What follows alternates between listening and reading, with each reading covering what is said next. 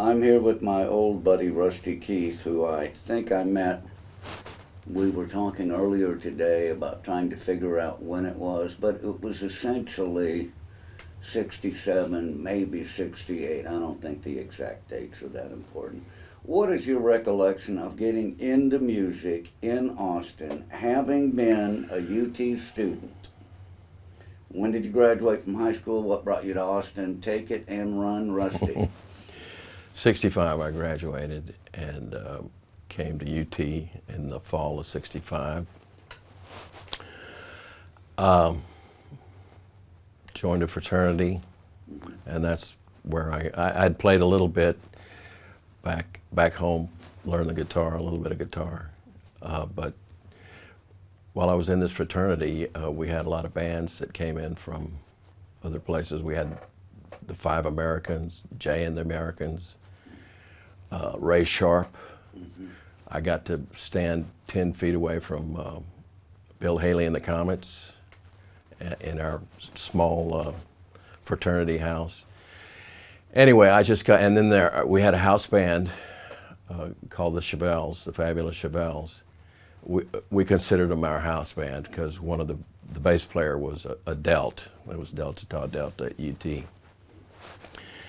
Anyway, it just I caught it then, I guess. You know, like I say, I'd played a little bit before, but I caught the bug then. And You caught the bug, and the virus still moves through your system. it does. It's metastasized. It's metastasized. That's great. And one of the bug givers, one of the fellows in the Chevelles, was Al Stahaley. Right. And the other was Charlie Hatchett. Right. And those two fellows played a distinct role in your life later on, particularly Charlie. But you might tell us who these Chevelle guys were, because they were a huge part of the early Austin scene. Gosh, I may not be the best person to relay all that stuff. You know, Charlie, as far as I know, was graduated from law school, and I'm not sure if it was UT Law School. Anyway, and had a law practice, but I think he loved playing music and started his little band there and became an agent. And from there, he booked all the gigs for himself. Mm-hmm. Anyway, they played all the time, played all the frats around at UT and then out of town as well. But he built a big business. It might be interesting to tell us what, back in the mid to late 60s, a booking agent did. I mean, to you and me, it's obvious, but to people not in the game that haven't caught that bug you're talking about. Well, he put you to work, you know. Yeah. If he took you on, he put you to work and kept you working. And, you know, there was a strata of bands. Some of the bands did better than others, but if he took you on, he kept you working. Define work. I mean, obviously there was fraternities to play, but beyond that. Well, private parties. He did a lot of private parties and corporate type stuff. Mm-hmm. So what was your first band? Morgan. I'll be doggone. Well, you mean my really first band? I was in a band in high school. Okay. Called the Intruders, 3-piece. I had a harmony guitar. I wasn't the guitarist. I could play 2-string chords. Mm-hmm. So I put real heavy strings on this old harmony guitar, flat wounds, and played more or less bass with a 2-string attack. And we had a drummer who, our high school drummer was an all-state drummer, so the best guy in the group was the drummer. That's a good thing. Mm-hmm. Mm-hmm. Anyway, we didn't really play. We did a Battle of the Bands in Waco, and that's about the only thing we ever did. But it wasn't that serious. It was, you know, high school stuff. But it was an introduction. And then what happened when you moved to Austin? School, floundering, Mm-hmm. not really knowing. It was the 60s, and we're all, you know, it was a head trip for everybody, I think, who lived it. And it certainly was for me. And not knowing what I wanted to do. School was just not really going anywhere. I didn't know what I wanted to do. And turns out it was music. So I had to get to that somehow. And so after the Delta taught Delta House and getting the bug with the Chevelle's, tell us about this band Morgan, one of your first adventures. Well, you and I met, and we were discussing that earlier. We're not really sure how that happened. I'm not. It's not clear in my mind. But what did we do? What did we do? Who was the other guitar player? Well, in the beginning, it was just you and I think we never did really have much of another guitar player. I'm showing too much chest hair. No. It's just the angle. Okay. I mean, it's fine. I don't believe we really had much of another guitar player. What was his name? We, You know who I'm talking? Tall guy. We used his. oh yes, I am so. We went up to Dallas Richard and Snyder. Richard Snyder. Yes. Yeah, that is later. And he lived with Rogers, Yeah, and we used to practice over there. yeah, right. Yeah. On Bailey Street. Yeah. Right. On Bailey Street. Chuck Rogers, who was a drummer for the Fabulous Chevelles for a time. There were several Right, drummers, but he and was. then Al Stahaley used to hang out over there. Yeah. Al Stahaley, who is now a lawyer and shortly thereafter lawyer and still playing music. But anyhow, you and I went through a bunch of adventures. We met, we started working up pop songs that we liked, and we both got the bug at that point. So take it from our co-bugness. Well, we got to work with Charlie Hatchett. He put us to work. We weren't one of his top bands, but we played around. And it seems like it was a long time we played, but in talking about it with you, it turns out it can't be that long. It was like compressed, compacted back in those days, time-wise. But I think the important thing is that we were both smitten with becoming rock and pop guys. Yeah. It just set our destiny. I was probably the least experienced in the band, and music-wise, I had no real background. So I think the band kind of ran its course, and I needed a lot of other head kind of stuff that personal stuff that I needed to deal with at the time. So we kind of split up at. When was that? 68, I think. I think it was 68. Something like that. 68, Right. maybe 69, but not quite, something like that. Yeah.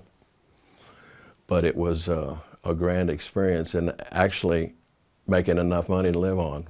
Back in those days, we were making enough. I was anyway. Of course, I was by myself, but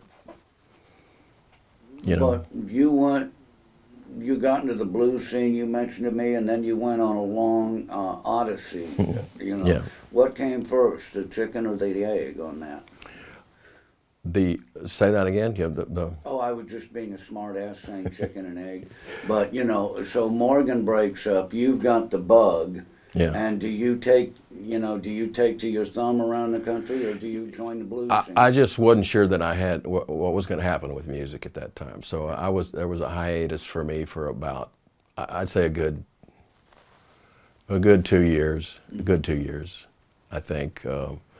And then met some musicians up in Madison, Wisconsin, where I'd lived for a year, and kind of got started back, and met my my ex-wife there. And then moved back to Texas again, and then out to California, and started getting real serious about music and trying to find other people to play with, and headed more in an original direction. It was what I wanted to do. Really hard to do, but. So you find that I've often used the term a climate of creativity in describing the scene in Austin. You, at this point, with maybe 1970-ish, you've already hitchhiked to you know, travel to Florida, hitchhike to New York, Denver, you end up in Madison, Wisconsin, you bring your bride down here, you go to California, but there's always this gravitation back to Austin. What's with that? Well, I'm a Central Texas boy, you know, born in San Antonio, graduated high school in Temple, spent a lot of time in Taylor between those two, and actually started the first grade here in Austin, Texas, and I think it was like 54, something like that. So kind of a homeboy, not quite, but almost a homeboy. Central Texas for sure. So, you know, I don't know what to say about that. Austin just grabs a hold of you. It did to a lot of people back then from my generation that came to school at UT. You'll find they're still here. They can afford it if they're lucky enough to be set up. So were there any components? Obviously, it seemed like a lot of the pieces of the puzzle were in place. There were music stores, there were places to play, there were agents, and there was all kinds of music, and there was cold beer and cheap rent. That's right. And frat parties. You know, one thing I've always said, Rusty, that I think that you would agree with is that the whole Austin music scene that got, you know, kind of kicking and sputtering in the early 70s, and no, actually in the mid 60s, a lot of that had to do with the frats. Right. How did that shake out?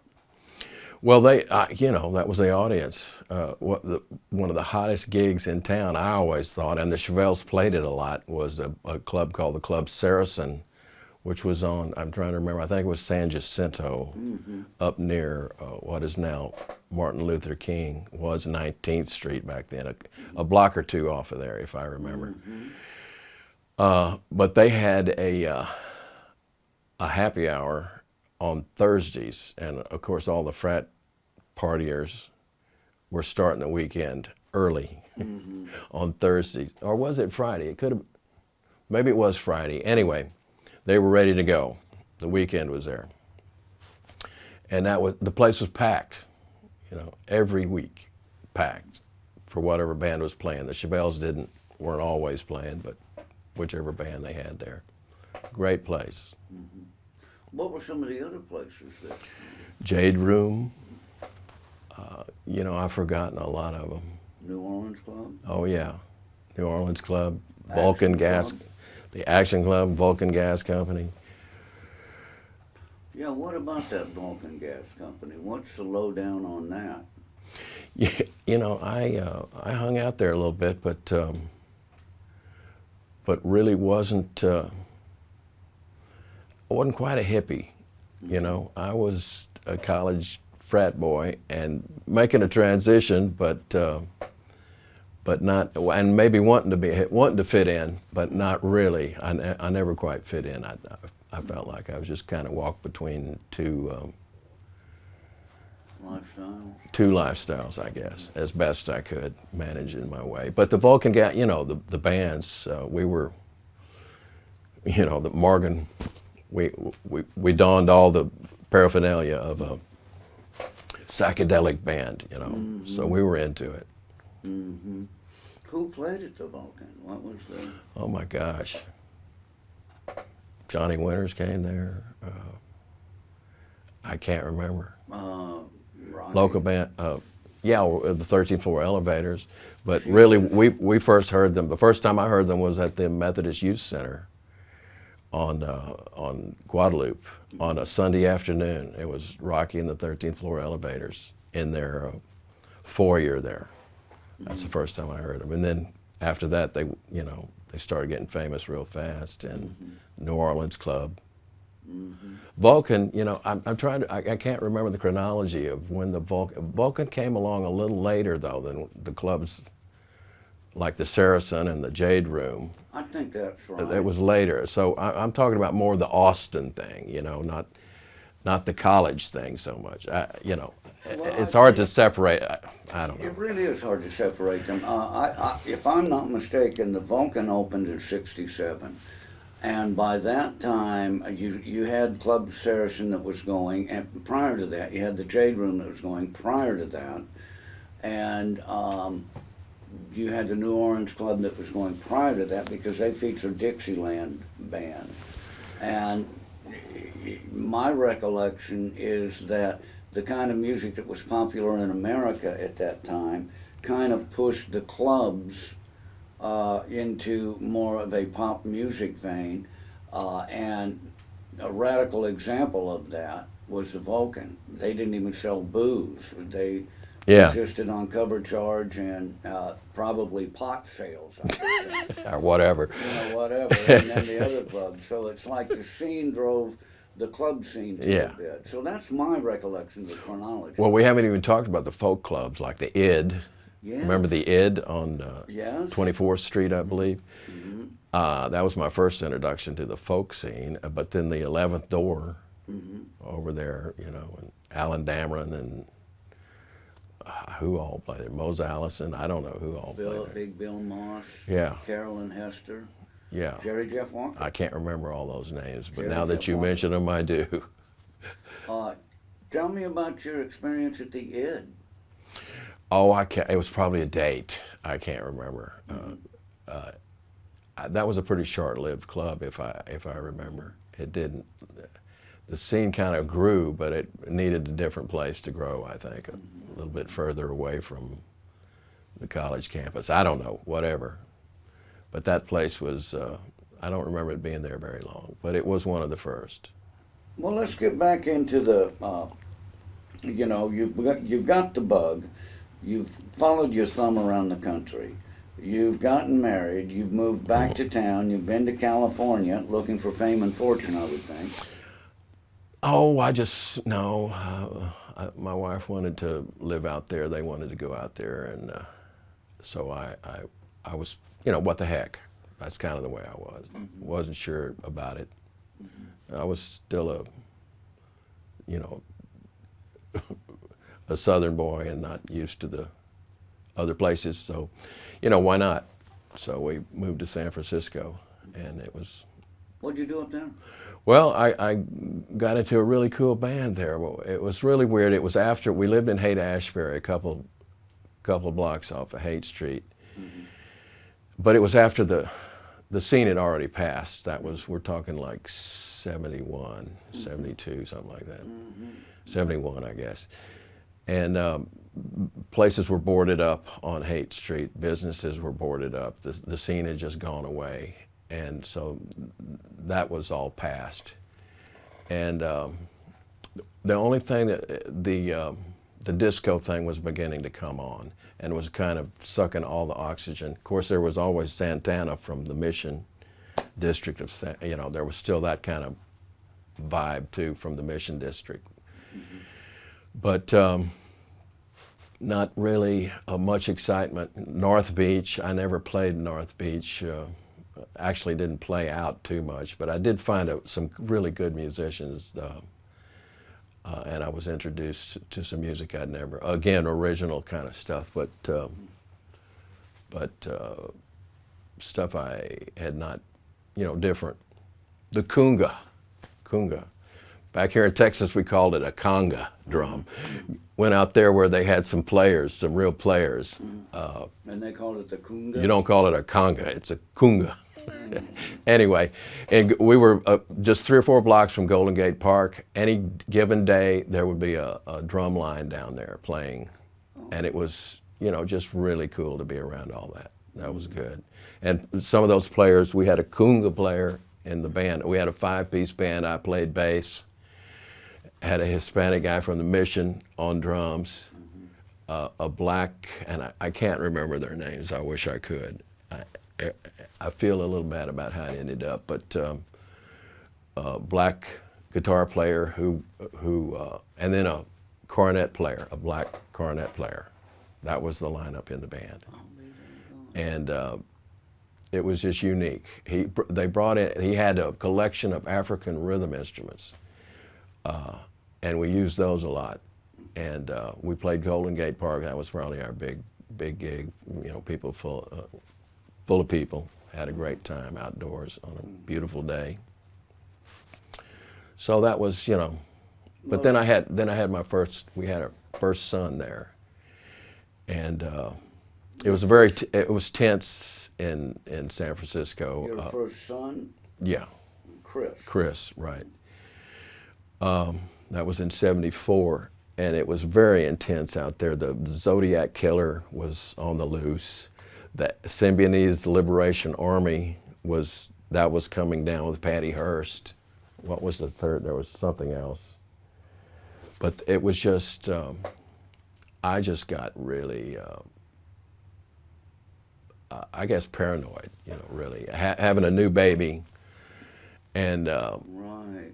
I just felt like I wanted him to grow up. I didn't want him to grow up in the city. Like the kids there, I'm sure, I don't know, not being from there, I had a different outlook, but they played on the street more or less because that was the only place to play. And I thought he should have some green grass, you know. The park was down the way, but it's a little, you know, it's different from being able to run out in your backyard. Anyway, so we hightailed it back to Texas, and I've been here ever since. That was '74. So '74, you roll back into Austin for the Green. The Armadillo Right. was I think when I first heard him, may have heard something on the radio, but locally. But that was before I left Texas the first time. So I got to introduce some people in Wisconsin to ZZ Top. They had never heard of them up there, and I was like, "You got to hear these guys, man. They're good," you know. But nobody up there knew them. Anyway, where were we? I forgot. So, you know, we're back in Austin, the green grass of home, and it's '74, and there's probably Cosmic Cowboy brouhahas in full swing, as is ZZ Top, and as is other things. So what about the history of the scene at that point, having been out there when you switched your kunga for a conga? You came back to Austin. Well, I, of course, started looking for a band, and I hooked up with Paul Fagan again. Really? Did you not know that? No. Yeah. Now, this is the first time we've mentioned this Paul Fagan fellow. How does he fit into your past? Well, he was in Morgan, Okay. the first band you and I kind of got going. And then we hooked up again in '75, I guess it was, something like that. And got to work for Charlie Hatchett again. So it's kind of like a remake of the late '60s. Yeah, it was. In a way. Very much so. And that lasted a little while. We did pretty well. But What was the name of that band? Feast. Feast? Yes. Brilliant, wasn't it? Yeah. Well, don't we have a picture of Feast on the wall here? No, you know, I don't have any. I'm trying to. Somebody's bound to have some, but you know, we were just a cover band and traveled doing little clubs around where Charlie would send us. Played San Angelo a lot. Where else did we go? Went down to the Valley a few times. You know, the Charlie Hatchett circuit. Yeah. We missed out on Clovis. That was a good thing. Clovis, New Mexico? Yeah, that was one of his favorites. Anyway. So Feast comes, and then the plates are taken off the table, and then what do you do? Oh my gosh, what did I do then? And what's going on in Austin? How did you and Paul feel about all of these cowboy hats all around you? Well, it was. I found it really. What's weird? This is weird. Now you had some venues that the progressive bands played at. I mean, and big ones around. I can't. You know, I don't know what all you were booking back then. But the funny thing about the local scene from '75, it was hard to get a gig. Of course, you had a little bit of everything, but blues kind of started taking up the space, blues on the local scene. And you kind of had to play some blues to get in a lot of the clubs. Not the clubs you're probably talking about, but a lot of the clubs, local ones. And so I just kind of gravitated towards that and Oztex Lounge, I guess. Well, let's take it from there. So it's moving towards the latter days of the '70s, and you're moving towards the blues. And what about the Oztex Lounge? Oztex Lounge, was that kind of a center for the blues groove? It was. I kind of consider. Well, you know, there were clubs. You remember the Charlie's Playhouse on the east side, of course. Blues had been around forever over there. Good stuff. But on the west side of town, it was kind of I think it was like the grassroots. You know, one of the first places that. Where was the Oztex? It was on South Congress, where Magnolia Cafe is now. I see. Yeah. And I see. And so tell us about the Oztex and your adventures there. well, I got in a band. Let's see, got in a band with Kathy Murray. I don't know if you've heard that name, David Murray. Kathy and David, brother sister. Kind of, sorta. We started playing under the name Jaguars, and we had trying to remember what night I think we had Tuesday nights, a residency there at for a good long time. It seemed like 3 years, but time was compressed back then, so I'm not going to say how long it was. We had a residency for a long time there. The band evolved into Kathy and the Kilowatts, which Kathy still now is playing under that name.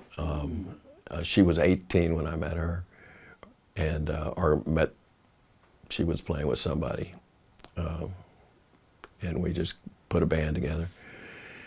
Anyway, Doak Short, I don't know if you've heard that name. He was in the Jaguars but left, and the Kilowatts became more or less a three-piece band. Mm-hmm. And I think it still is. Who was playing guitar? Al Gilhausen. You know, Al went on to play with Rotel and the Hot Tomatoes. I believe he was the first guitar player. Was he a big, tall guy? Real tall guy, yeah. Oh, yeah, sure. Yeah. I remember him. Used to work at Wiggy's Liquor. Yeah. And great guy, very quiet, but a fabulous player. I haven't seen him in years. I'd like to see him, but I haven't seen him. Don't even know what he's doing or if he's still around Austin. But anyway, and then a guy named from Buffalo, New York, who came through town, excellent drummer, Mike Bannister. Yeah, that And was I really started getting into it there, but it was just, Mike didn't stay long. He went on to the West Coast looking for fame and fortune, I think, and that bummed me out. I like playing with him a lot. But anyway. How do we get from the Oztex and the Jaguars to the Stevie and Jimmy thing? Had they been frequenting Austin? When did you first see? Well, Stevie? I was not. I can't. Again, used to go to the Oztex a lot, but I don't remember. I know they both played there. Maybe I'm not. Lewis and the Legends played there, and that band evolved. I'm trying to remember the personnel. Somebody will correct me, but that band evolved into the Thunderbirds. I'm trying.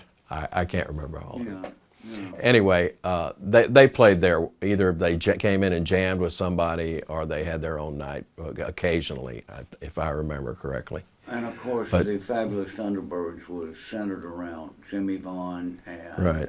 Kim Wilson, Right. harp vocalist, and Fran Christina on drums, I want to say, and the bass player was Well, Mike Buck. Mike Buck. Yes. He, Yeah. I like the original band. Sorry, folks. Who was the original band then? It was Keith Ferguson on bass, Keith Ferguson. That's the name of it. Mike Buck on drums, and Jimmy and Kim. Kim, yeah. Wow. Yeah. No fooling. And that's when they popped out of Austin, and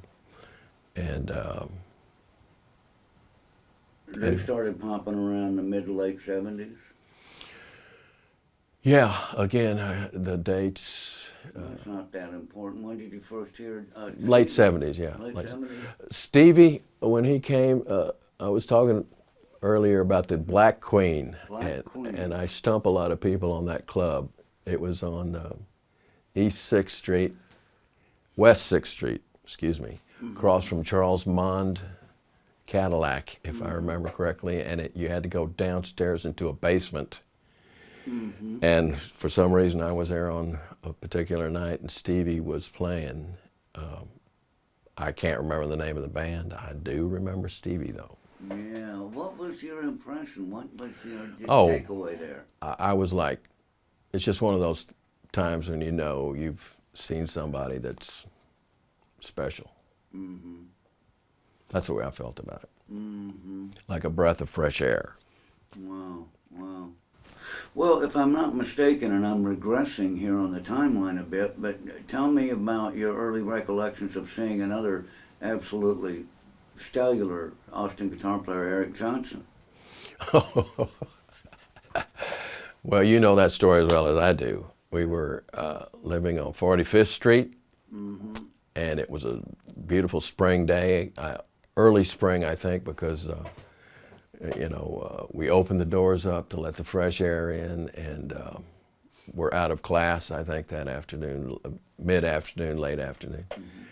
And we hear Eric Clapton, and we stick our heads outside, and that doesn't sound like a radio or a stereo, man. What? Yeah. That's Eric Clapton. So we walked down the street a block following the music and came onto a garage, and what's the name of that street over there? Do you remember? I can't remember the name. It's just a dead end street, one block dead end street. And his a nice row of houses. Yeah, and if you want to call it a cul-de-sac, I don't think it was really a cul-de-sac, but he was at the end of the street.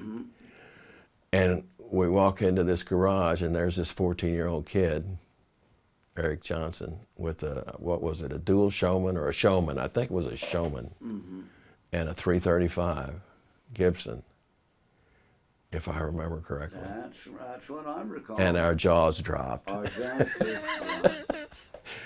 We couldn't believe it. Yeah.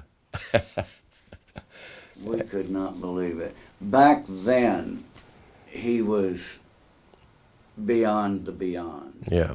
At age 14, it was just, wow. Yeah.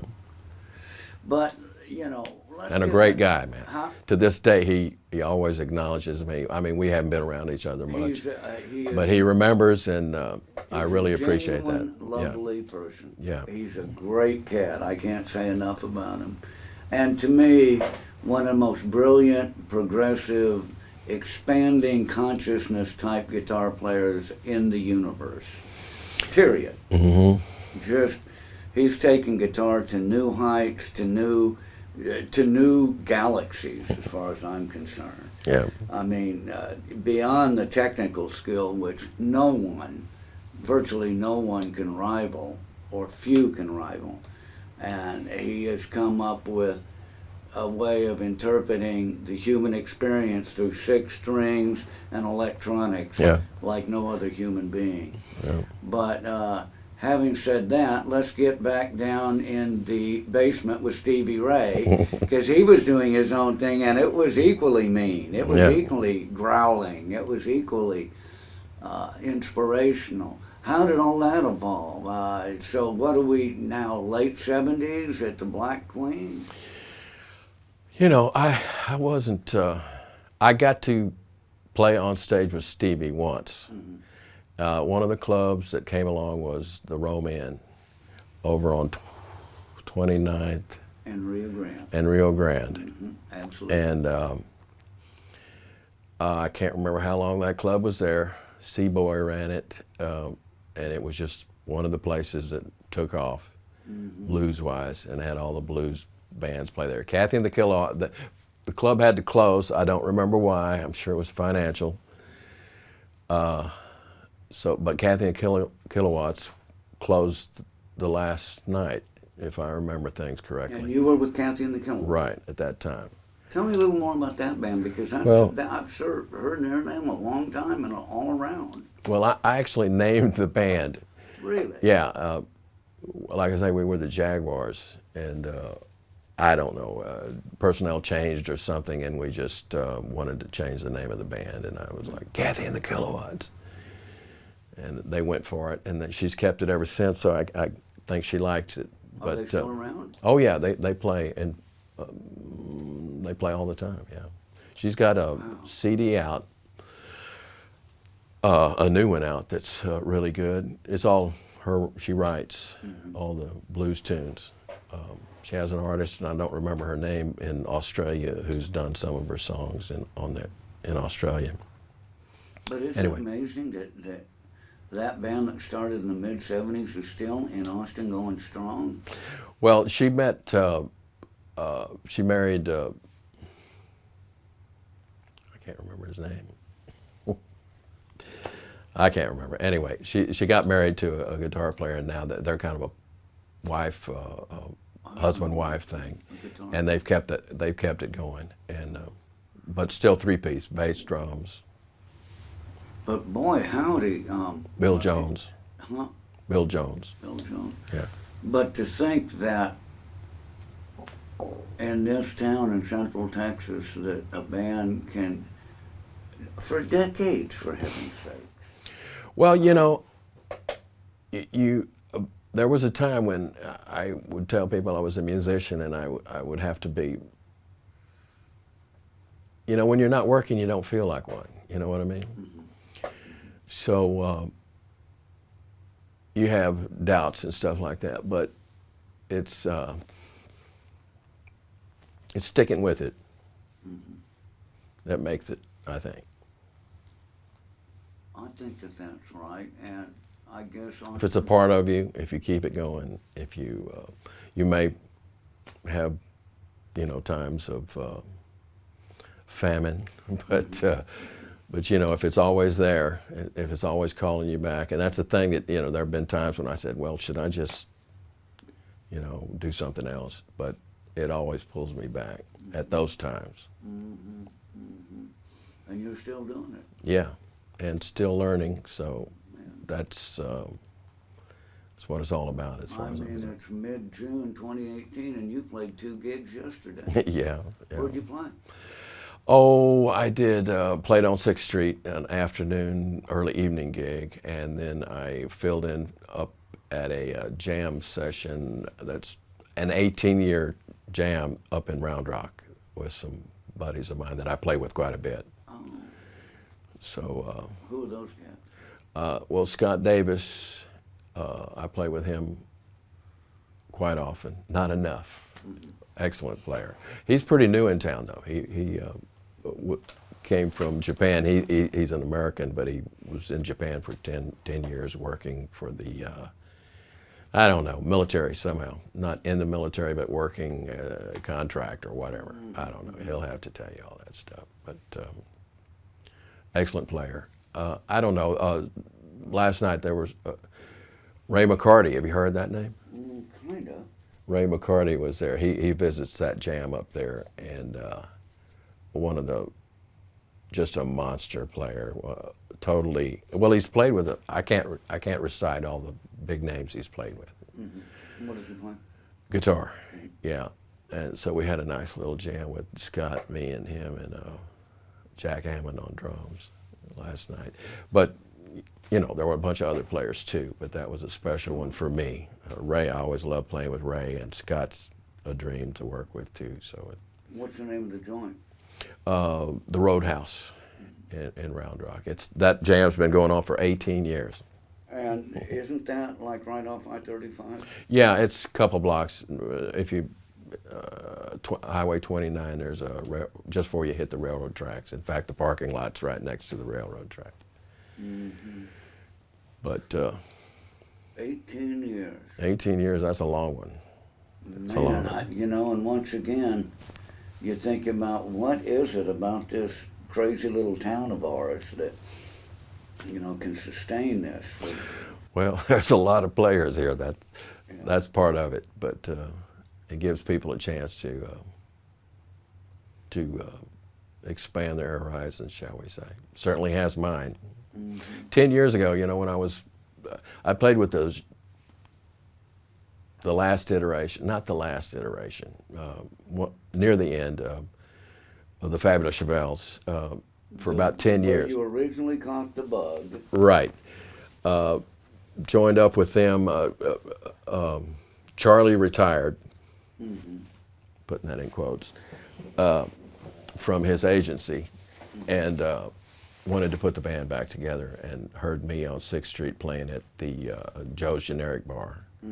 Asked me if I wanted to play bass, and I said I wasn't sure. I was with a really good guitar player at the time, but it was like, you know, just putzing around, not really going anywhere. Wasn't really playing. We were just playing blues and not really any original material. So there, you know, limited is what you can do with that. But I decided to go with him and played with him for 10 years. In fact, you know, somebody can correct me on this, but over his musical career, he's played with a lot of players in the Chevelles. But I believe that I was probably playing bass with him longer than any other bass player. That 10-year period probably eclipses anybody else. Maybe Stahaley, but I don't think so. Al could correct me on that. But anyway, it was great for the money. You know, I mean, getting paid, playing, cover. It was all cover. But we kind of did our own thing. We weren't a copy band. We considered ourselves a cover band, so we just kind of did our own arrangements of popular songs. And it worked for us. We had 2 good singers. Well, we had 5 lead vocalists. I sang a dozen songs myself.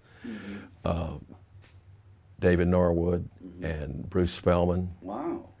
And we started with Bill Maddox on drums. Yeah, wow. He's really.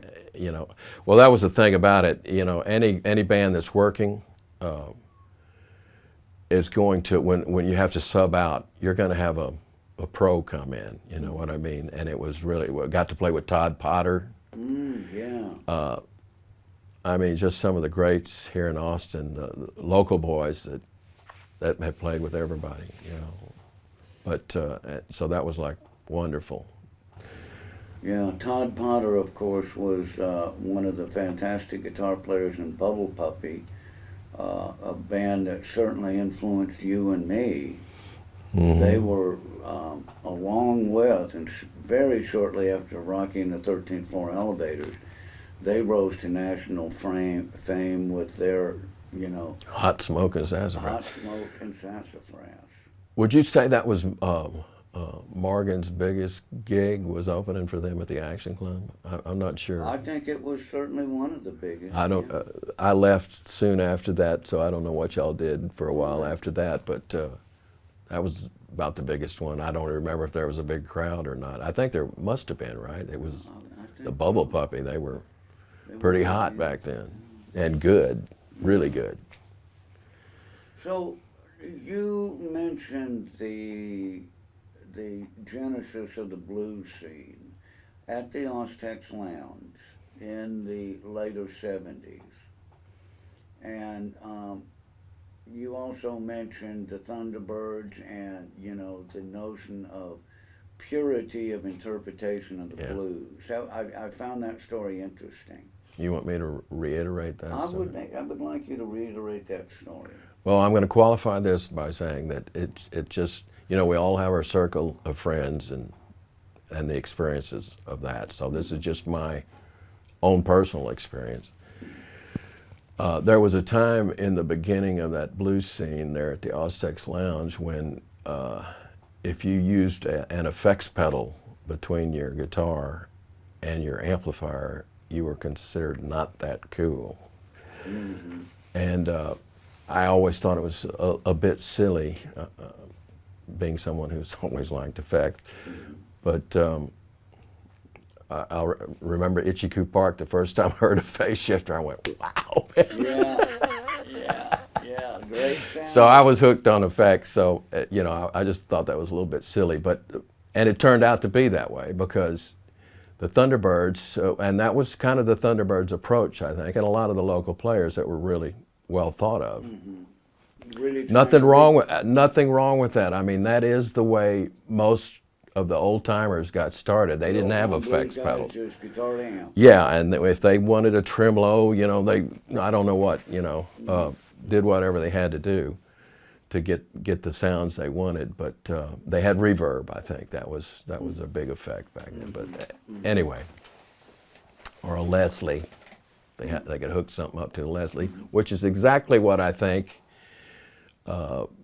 Jimmy, when they went on their first tour, he comes back. I saw him at the Club Foot, I believe it was, and he had incorporated that Leslie effect. I call it a Leslie effect. I have no idea how he got it. I assumed he ran it through his guitar through a Leslie or something to get that whirligig thing going on.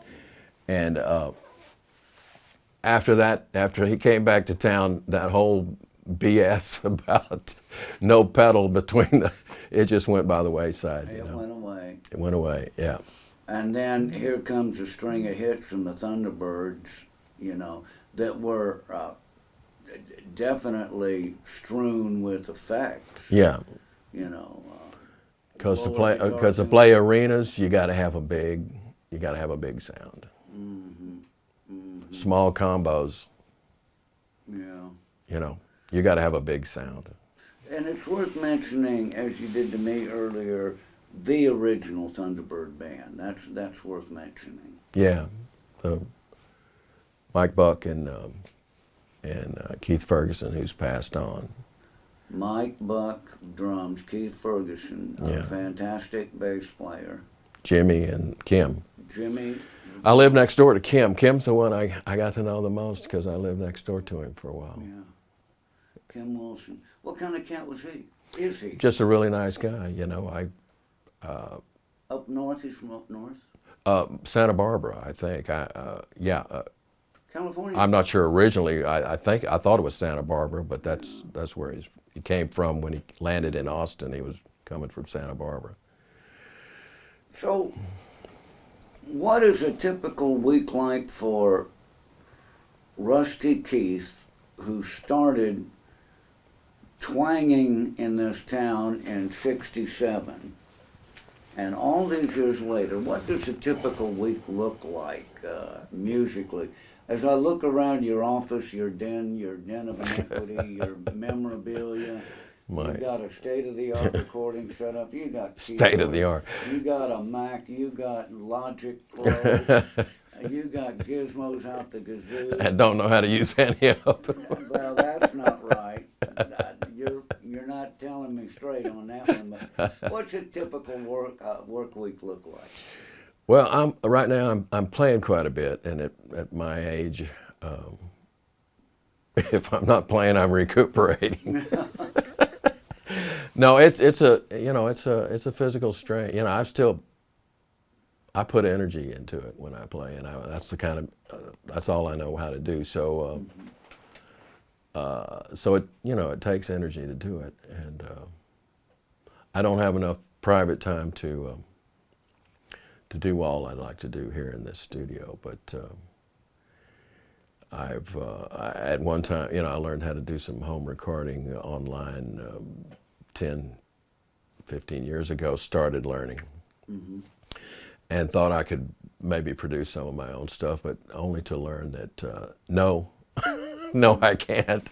I can flesh something out here at home, which is what I do now. If I'm working on something, I just kind of flesh it out. If it's worthy, then I'm going to let somebody who's a lot better than I am take care of it after that.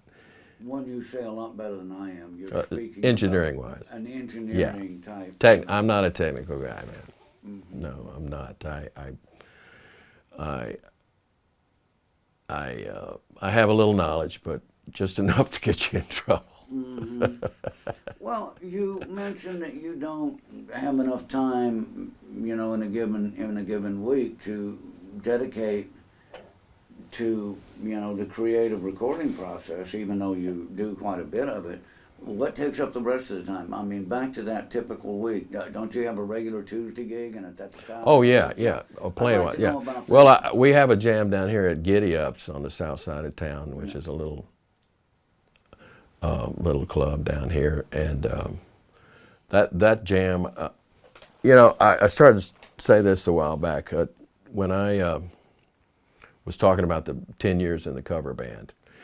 What happens to you when you play in a band like that that's playing around Texas is you get detached from the Austin scene, which I didn't really like. You know, I went through my punk era too. I need to tell you all about that, man.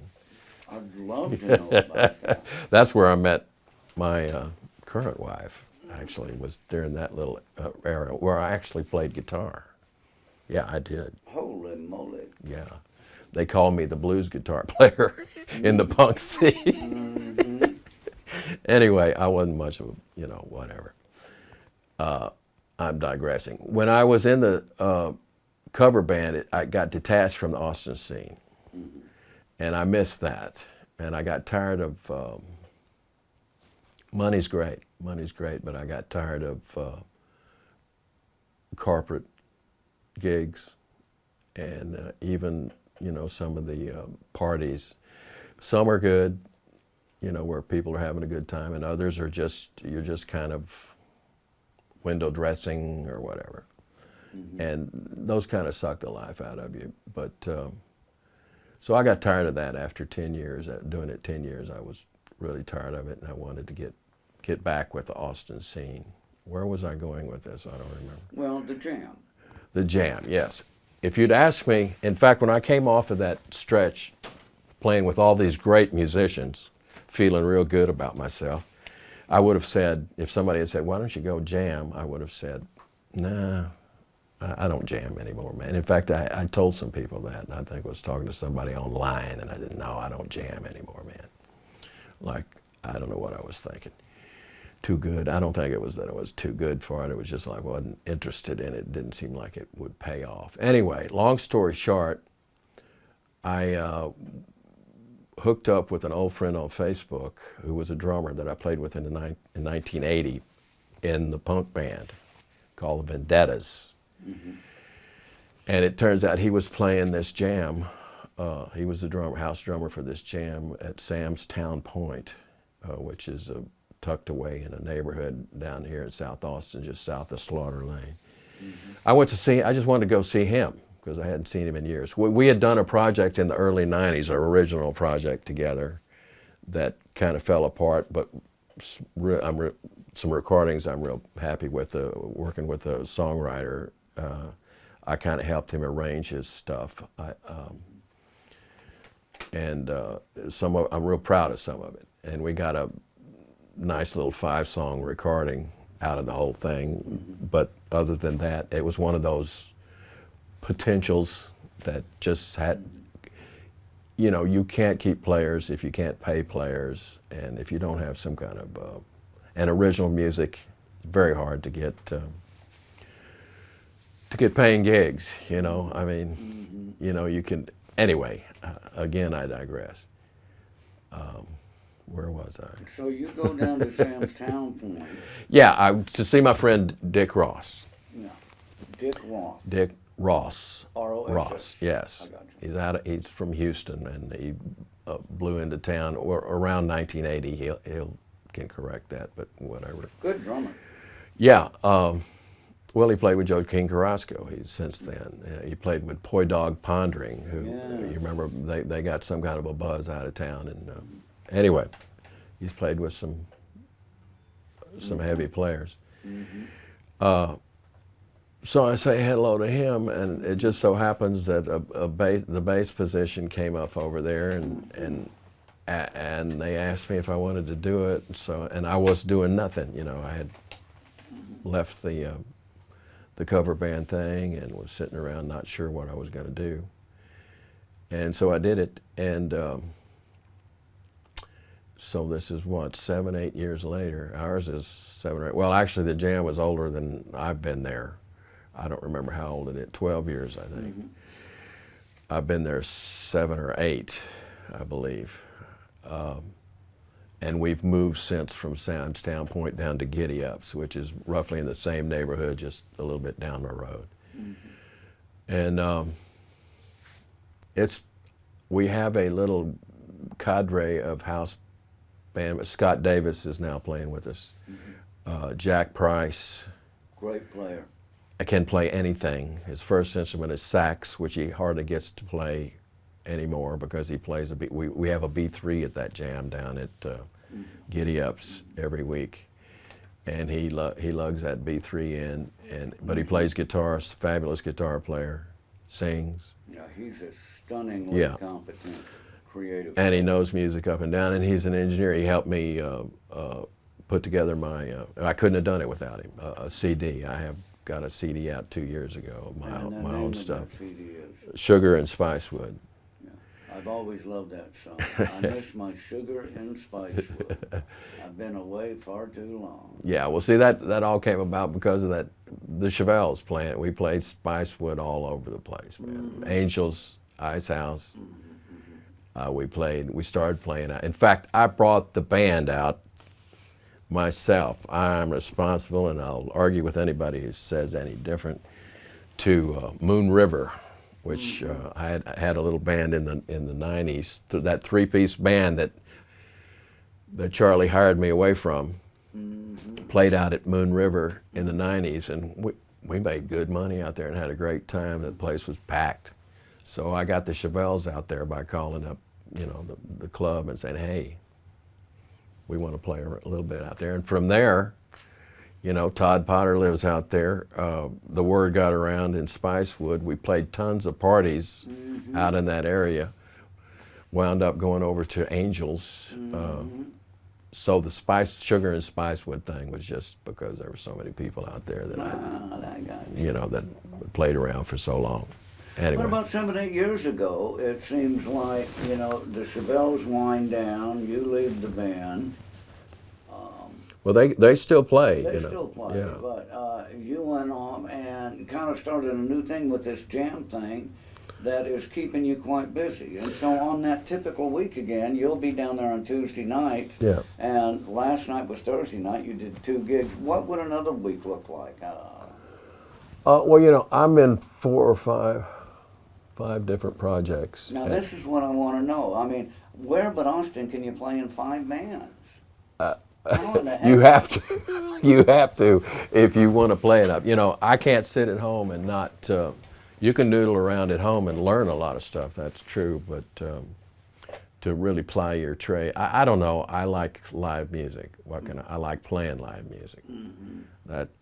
And that's what I want to do. I won't be if I can't do that. I guess I could be happy recording. That's fun too. But anyway, what did you ask me? So you got this Tuesday night jam Yeah. going on. You've got to play my The live bands music. I'm You're in. 5 bands. So Yeah. tell me about it. Joanna Ramirez. I'm in Julie Nolan band. Okay. What else am I doing? Well, I now can't tell me remember. about these 2 ladies.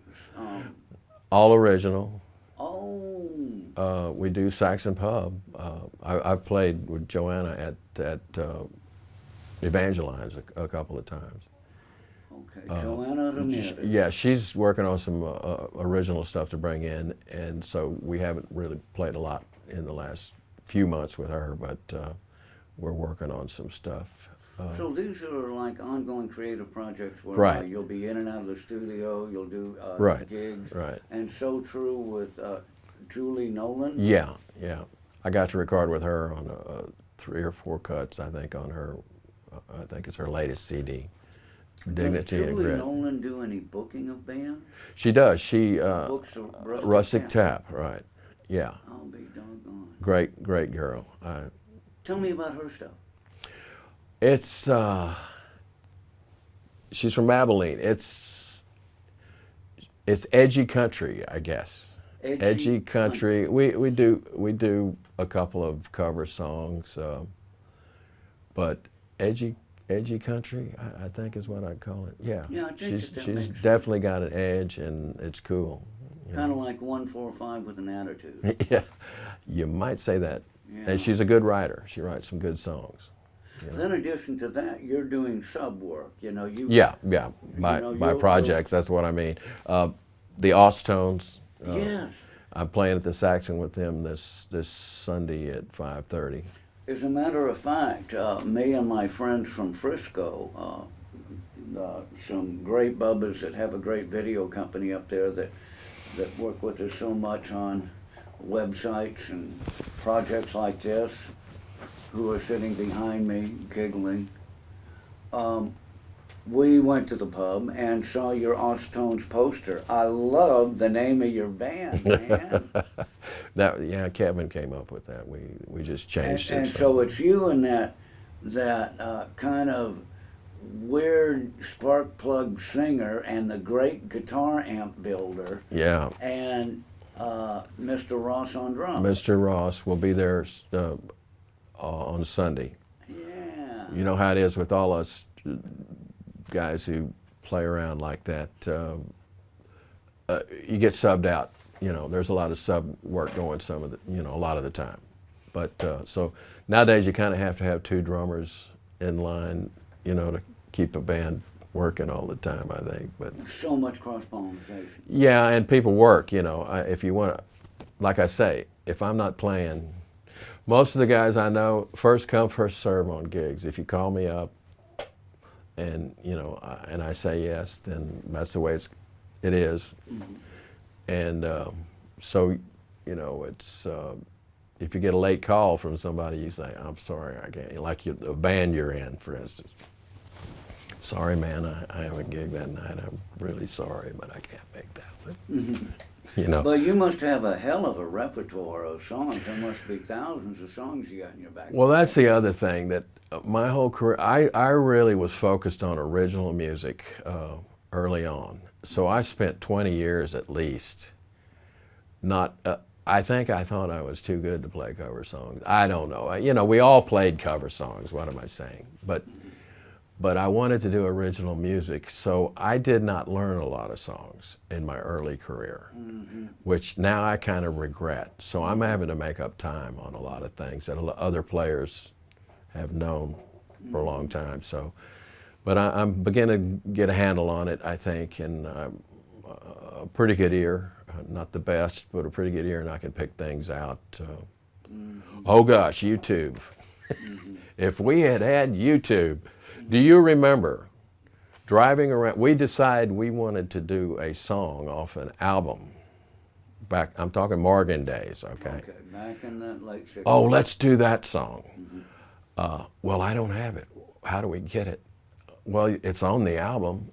You're going to go buy the album to get that one song? We would drive around town hitting all the 45 shops to try to find a single, so we didn't have to spend all that money on an album to get a song, to learn it off the record.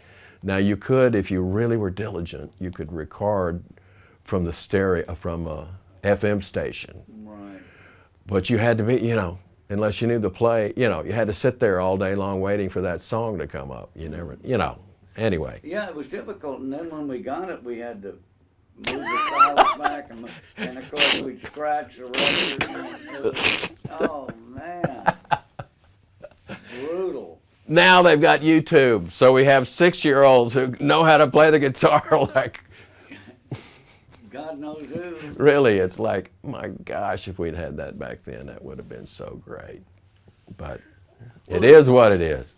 It is what it is, and that brings me to the punk scene, because at that point I was off doing other things. I think I was still based in Austin. I think, I was probably, yes, I was in nightclub business. Right, and when I worked for you there, that was when I was Expandex. You remember Expandex? Yes, but I mean, that is something that I don't know that much about, that I really am interested in knowing a bit more about, this punk scene. Tell me about that, and the Clubfoot, and the Brad First, and the what? Well, this has been the bane of my existence. I've never really fit into any group. So I was an outsider for the hippie thing, as hard as I worked at it. Yeah. And it was kind of the same with the punk scene, because I was in my 30s already, and that punk scene here in Austin, when it got big and really blew up, it was kids were, I'd say, average 10 years younger than I was, you know. But it's how I went from blues to punk, I don't know, but I did. And it was a lot of fun. We had a lot of fun. We recorded a 45. And this is spandex. No. This is the Vendettas. Oh, And we weren't the hottest punk band to play Raoul's, but we did play there more than once. We got to record a couple of songs, and typical of the music business, we were written up in the Village Voice in New York City. in New York City 6 months after we broke up. Oh my God. So, you know, it's just a comedy of errors. I don't know. Anyway. So what is with this punk music? How would you define it? And then I just thought of it as rock and roll, man. Yeah. You know, it's just rock and roll, which is and it was campy. Back then, it was all campy stuff. You know, like just the names of the bands. You know, how outrageous can you be? You know, and you know, it was cool. I had a good time, and like I say, I met my current wife. She was working at Raoul's. Actually, I met her at Duke's Royal Coach Inn. You remember Duke's Royal Coach Inn? yeah, down on Congress. Yeah. Well, the Raoul scene got killed. I forget what happened with that, but it moved down to Duke's Royal Coach Inn for a brief period of time Oh, okay. before it just kind of dissipated, I think. But that's where I met her. And Raoul's was the focus point of the punk scene. Right, the big one. Yeah. Yeah. And Yeah. made All that- the war stories, you know, from Raoul's. If you need to talk to my wife. She was tight with the owner of the place, and or the guy who ran it. You know. Need to talk to Dee Dee about Yeah. that whole deal. So, talk to me about punk music. You just say it's rock and roll, so maybe we could say rock and roll with anything goes edge. Yeah, and just raw. You know, it was raw. It was more about the performance, I think, than it was see. the music. I was playing guitar, for Christ's sake. You know. Anyway, it was fun. It was fun, and it didn't last long, and it didn't. You know what happened? Well, Expandex came along, and that was pretty serious. That was a phenomenon. And I've been around a couple of phenomenas, music phenomena. It wasn't a huge phenomena, but it was a pretty good one. And by phenomena, I mean coming from nowhere, out of nowhere, and just kind of bam, hitting. Tom McMahon, have you heard, does that name ring a bell? Tom McMahon, Okay. a guitar player here in town. He doesn't play anymore. He was another kid from Abilene, so he's that cabal of musicians from Abilene, you There are a know. bunch. Bill Maddox, Murray Neese, yeah, Tim Neese, yeah, David Baldry. yeah. Oh, heck yes. He's one of those guys. Anyway, I love the guy, man. I haven't seen him in a long time, but I loved his guitar playing, and I was on the outs with somebody. I was not playing, and so I approached him and said, "Hey, I like your playing, man. Let's start a band." And he had been working with this girl singer, Janice Hargis, who was 18 years old and in college at UT, who had like a 3-octave range, and was even dabbling a little bit at the time, I think, with writing, although we didn't. Yeah, we did 50-50 on the original. The two of them together were putting together some original songs, if I remember. Anyway, we started rehearsing in a rehearsal garage and off of Springdale Road, and worked up a set's worth of music.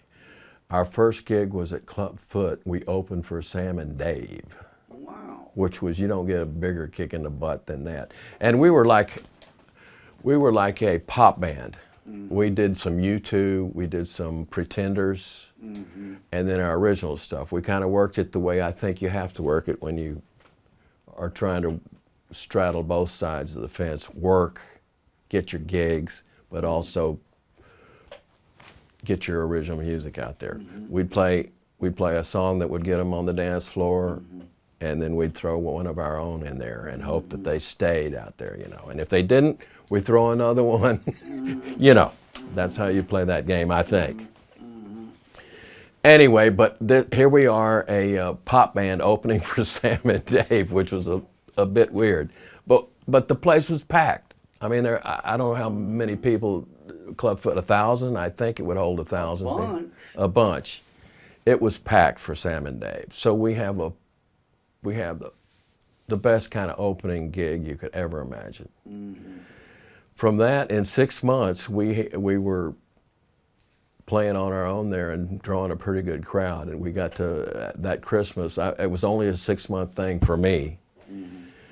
From the time we started playing to when I left. What year? 81, Okay. 81, 82, somewhere around in there. Okay. Where was I? You're finally, I mean, you're kicking Oh. butt at Clubfoot. Our big gig was Gary Myrick at the Austin Opry House, whichever the name was, there at the off Academy. Yeah. Yeah. That's the Austin Opera House. There was a Christmas show there, and we opened for Gary Myrick there, and again playing for a packed house. Wow. And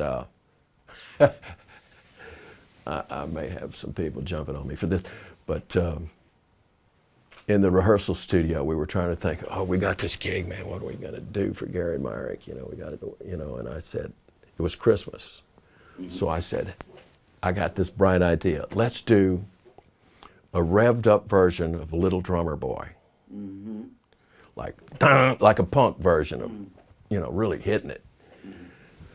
And so I got everybody to, you know, it was like pulling teeth, but you know how it is. People are afraid to stick their toe out there sometime, and I'm that way too. Don't get me wrong. But sometimes you got to take a chance, man. You know, that's the way I felt about it. And I said, let's do this. It's Christmas, man. We'll do a Christmas song. So I finally got them to do it. Turns out that what got written up in the paper was that rendition. In the Village Voice. No, that was a different band. This was just in I don't even remember who wrote up that show, but we just got a mention, you know, it was all about Gary Myrick, but we got a mention, and they said something about the version of Little Drummer Boy. And what has made it even weirder than that was that a couple of months later, I heard a Pat Benatar. Is it Pat Benatar that did it? No, Joan Jett. Joan Jett, on an album, I don't know if it was a Christmas album or what, had done that very thing. Really? It had already been recorded when we did it there, so that's kind of weird. How, you know, obviously it was a good idea, huh? Anyway, one of my little claims to fame. It was the a high watermark of the punk camo. Expandex. Well, we kind of. Here's the other thing. She came along. Janice was a great, had all kinds of potential. I don't know what's happened to Janice since then, but Her name again? Janice Hargis. She had a 3-octave range in her voice, and blonde hair, beautiful girl. And this is before Blondie had hit really big. I'm sure they knew her in New York, but as far as the rest of the country, Blondie was just kind of coming along. So Janice was that kind of a, you know what I mean? Yeah. Another hard luck story. Our town is full of them. Yeah. I can think of some good friends of ours like Denham, Yeah. They're great. you know, that or haven't received what they really deserve. Yeah. Well, that reminds me of one of my favorite things Fromholtz used to say. People had come up to Stephen and they were big fans of his, and they'd say, "Stephen, I sure hope you get what you deserve." And he says, "Man, I sure hope not." Yeah. Well, I could have said that better, man. Yeah. They deserved better than they get. Well, Rusty, any parting shots on why Austin? Why is it that after you and I met over 50 years ago, about 50 years ago, we are still here doing this, whatever song and dance we're doing? That to me is pretty dang interesting. Well, don't want to turn the discussion all political or anything like that, but you know, there aren't many places I want to live right now, other than a nice liberal college town. And you know, that was part of it. I think you know, it was just a nice, you know, the old Austin slacker was not a bad thing. I don't think. You know, just kind of relaxing and laid back and taking life as it comes, you know. You bring Pretty up appealing. a very, very good point, because Austin Slacker was a career starter for McConaughey Yeah. and the filmmakers, and who did Yeah. that? Robert Rodriguez? Yeah. And Yeah. so just give us a little encapsulated definition for those who might not know roughly when that was filmed and the cultural significance of Slacker. Oh, I can't. I'd have to go before that. I mean, Austin was just you know, you remember this. When I was in school, when we were in school, there were 55,000 students at UT. At least at one of the years I heard that number. That's about right. And that, you know, that was the height of the baby boom right there, was all of us. And but in the summertime, when those kids left town, this place was like a ghost town. I would get so bored down here in this. I kept coming down here. It was better than my small town up, you know, north of here. But Up in Temple? yeah, well, you know, nothing against Temple, but it wasn't. It's a pretty small place, you know, and UT was, anyway. Austin was a bigger city at least, but still in the summertime, the sidewalks rolled up, you know, and refresh my memory. We didn't have liquor by the drink. That happened along in that period of time, didn't it? In the late '60s is when they brought, like the New Orleans. I remember we were going to the New Orleans club during that period of time when I thought liquor by the drink was legalized here in town. The club and New Orleans club, all the clubs closed at midnight, if I remember. Yeah.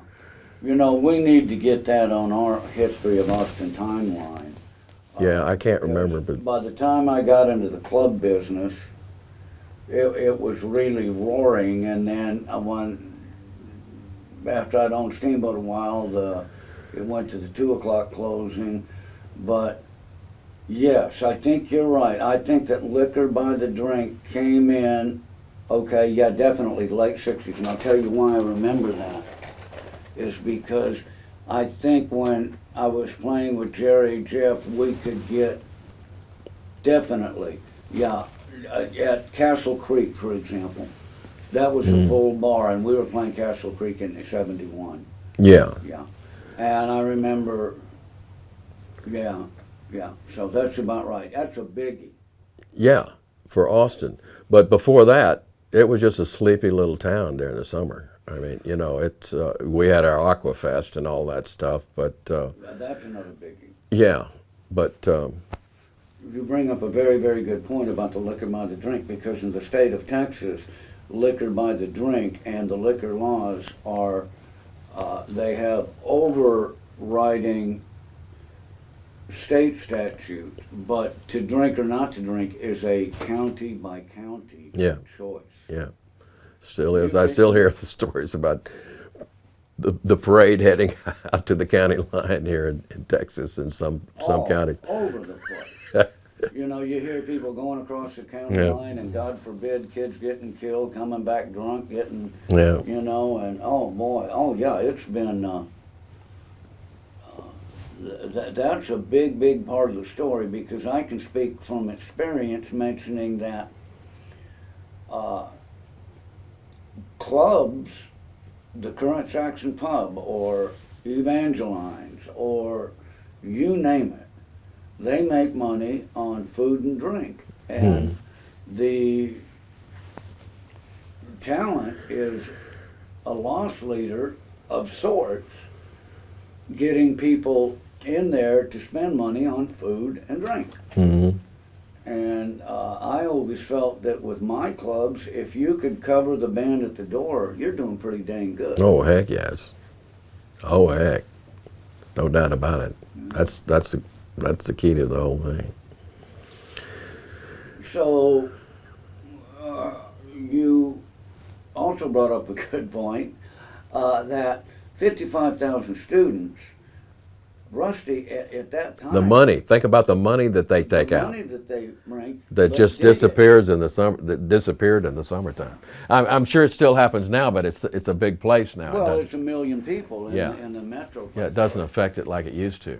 It was 200 to 225,000 people. Yeah, So I there think that's was- what Aquafest was all about. Yeah, there's- We got to do something to get this, keep this money coming in the summertime. Yeah. Well, Rusty, there was one student. 1 out of every 4 Austin residents was a student. Is that right?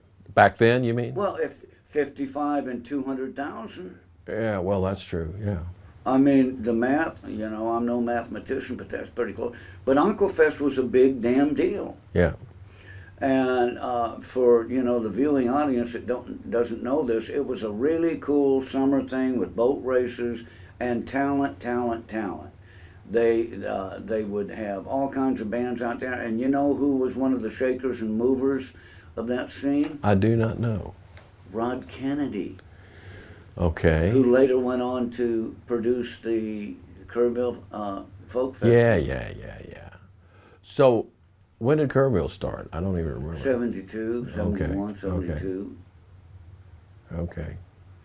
So, there was the students in Austin, a big thing. It was liquor by the drink in Travis County, a big thing.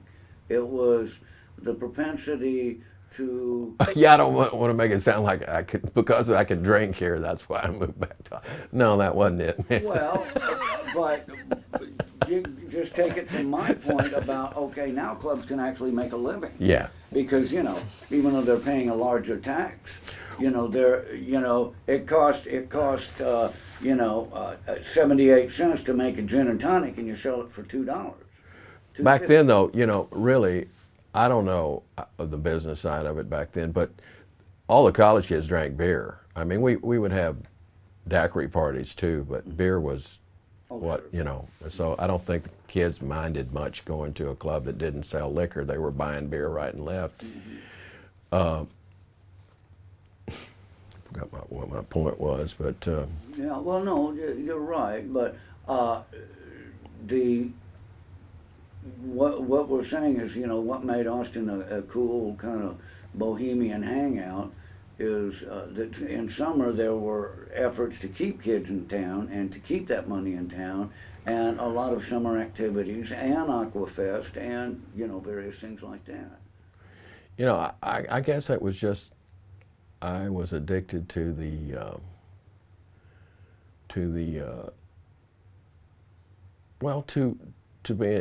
around the university. I like universities. When I lived in Madison, it reminded me of Austin. Mm-hmm. About the same size city, lake, water nearby, two good sized lakes, and a straight shot from the campus to the Capitol on forget the name of that street, Main Street. I don't remember. Anyway. I'll be doggone. So you even visually, you would get an impression of Austin up there. But just college towns, man. If I don't, it's just the academic thing, I guess. I don't consider myself an academic, but just being around that rarefied air. Rarefied air, right. The creativity, I guess. The creativity on all levels is something I feed off of, I think, and what brought me back. I think that's it. In the 60s, there was a whole number of great writers, Bud Shrake, Billy Lee Bremer, Larry McMurtry, for heaven's sakes, Jab Cartwright, all of these great, quote-unquote, outlaw literary characters. It was Billy Lee Bremer who wrote The Gay Place, which was actually one of the first political novels ever written about LBJ, and it wasn't LBJ, but it was a novel about the power and influence of the governorship of Texas and what have you, and I realized that LBJ was not the governor, but it was a setting for that. And Billy Lee Brammer talked about the Velvet Crown, and that is an old Austin, that he coined that phrase, of the hills surrounding the western part of our city as a velvet crown on the city. And so, you know, in so many words, and given the significance of the legislature, you know, he definitely framed Austin as a very creative climate with rarefied air, Yeah. with Yeah, intellectual yeah. and academic, you know, leanings. So you've got the kids, you've got the legislature, which is periodically here, the Capitol, Bergstrom Air Force Base. Yeah, yeah, you've got. How can it miss, man? Didn't with me. Didn't, and you either. Huh? And you either. Yeah, And you came a longer distance than I did. yeah, yeah. And I never escaped, except for, like you, I've been a few other places. Well, I think you have. You know, that's why I left Texas in the first place. You know, you got to look around. I wish I haven't been out of the country, which is ridiculous. But you know, I'd like to, you know, go see Well- Europe. You know, maybe I will before. You know. Well, let's go ahead and leave it with that, where you promised me on camera that you're going to get your passport. Do you have a passport? No, I don't. I'll have Well, to get one. Do you promise with a pinky shake that you'll get your passport? Oh, all right, man. All right. Now, and while I'm on promises, do you promise that you'll rent the place that me and Kathy built in Puerto Morelos so I can make some money off of you, and you and Dee Dee can go down there and hang out at the beach? You're not going to get Dee Dee down that way, man. You're not. Why not? She's. She don't like the sun. I took her to with the Chevelles. We had a gig down in Brownsville, Yeah. and took Sean down. It was, you know, that's Yeah. 6 hours. So, Your second son. and we were put up in a hotel and this down there. And the day after the gig, we all got up, the whole band, and anyway, we went over across the border. She was like shocked beyond belief. She didn't go for it. No, no. And I said, hey, man, it's cleaned up a lot since I was down here. No, Brownsville and Rusty. So we've been talking here for a bit, and one of our goals is to kind of shake out the significance of, you know, our fair little city of Austin, and to look at the various creative elements and the neat people and the cool music. We kind of think that these kind of discussions are helpful. In your opinion, have you revisited some memories? Would you recommend this to others to kind of, in a cathartic way, talk to? Well, yeah. Well, just like the musicians that we've talked about that have largely gone unrecognized. Mm-hmm. You know, I think it's really important. They deserve that kind of attention, some kind of attention, I think. And just recounting some of these stories and some of the war stories and stuff like that. But like I said, I need my memory jogged because I know I have some stuff wrong back then. It's just kind of all, you know, meshed together now, some of the memories. One important thing that suggests to me is that by getting other people talking about it, our cohorts and people that we know, and them getting people that they know, that we can build, you know, a more accurate story by cross-referencing the various stories. I mean, that's how the blanket of history is woven. Yeah. Well, there's a lot here to. There's a great deal of history. And you mentioned that they deserve, the musicians of this town and what have you, current and past and living and dead, they deserve the recognition. I couldn't agree more. And a very important part of that is paying particular attention to the worker bees. You know, the people that Behind the scenes or the backup.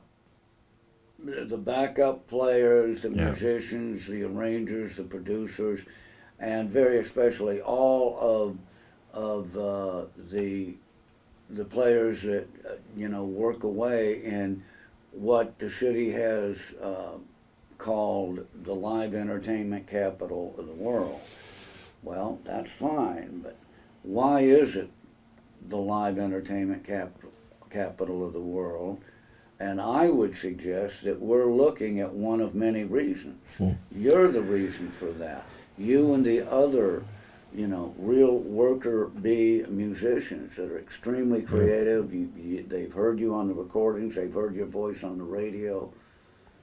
Well, yeah, I think that's true. I don't know what to add exactly. You can add some of the people that we should talk to. Who would you talk to get some of these stories? Well, it's always good to the real homies, the guys that have been here in Austin musically from the beginning. Oh my gosh. Give me here. You play with him all the time, bass player. Ernie Gamage. Ernie Gamage. Yeah. I mean, gosh. He knows more than I know. He knows more than you know, I bet, about Austin. I mean, he's David Norwood. Yes. There's a bunch of them. Tommy Taylor. Is Tommy from Austin? I didn't even. Yeah. I don't know Tommy that well. Gotten to play with him a couple times, thankfully. But Yeah, he knows the old 60s scene. yeah, Not to mention our tall, funk singing friend, Bruce Spellman. oh yeah. But he's a transplant though. He's from. Yeah, but he's been here a long He has. time. Yeah, yeah. You know. Not to spin off of Austin, but I've been around a lot of like Jack Price is from Houston, and through him I've run into a bunch of Houston musicians, and of course Denham. How many of those guys are from Houston? Oh yeah, they're definitely from Houston. They're all from Houston, or the original? Well, all the originals were. Yes. Yeah. Leighton, who plays with them, Leighton Depending, who plays with now is from Tyler, Texas. Okay. Eddie Cantu is from the Valley. Yeah. Mike Riemann is from Austin. So, but the original four Denhams, Richard Mullen, David Murby, Bill Browder, and Jerry Crow, all of those four boys were like in competing high schools in Houston, Memorial and some other. Yeah. Talk about people that have been shortchanged. There is a huge list out of Houston. I mean, for a big major city market to not have any greater successes than they've had with all the talent they have down there is just it boggles the mind, And so a lot of those people have moved up here. Denham, Jack Rice, Trent Poole. I don't know if you know that name, Yeah. but Well, you bring up a good point because we need to establish that pipeline. yeah. Because it's very interesting that you should say that because Vince Bell, in writing about some of this, talked about the trip from Austin to Houston was like an extended driveway from his house to Austin. Yeah. And that says a lot, Yeah. Yeah. And we played Houston with the Lost Austin Band Tuesday night, and it was out of sight. Yeah. Yeah, I knew you were doing that. Yeah. I saw it. And yes, Rusty, the Houston Austin connection, the San Marcos Austin connection. Van Wiltz was very popular down there. The Dallas and Austin connection, a lot of folk music there. Very good point. Well, I've always thought Austin was for a musician, was a perfect location because you have within a pretty easy drive, you have 3 major markets, not counting Austin itself, that you can play off of. Now, I've never been able to get that working for me, but I've always thought theoretically it would be, you could go up to Dallas, go to Houston, go to San Antonio, and work from Austin and do, get things going like that. I think that's still true. I mean, All international destinations. Yeah. In their own way. Yeah. All international destinations, no doubt about it. yeah, Oil, Houston, finance, Dallas, military to the max, San Antonio. yeah. You know, and but we would invite, or why don't you invite on camera, hey, all you goobers out there, crawl off the couch and come talk to these guys.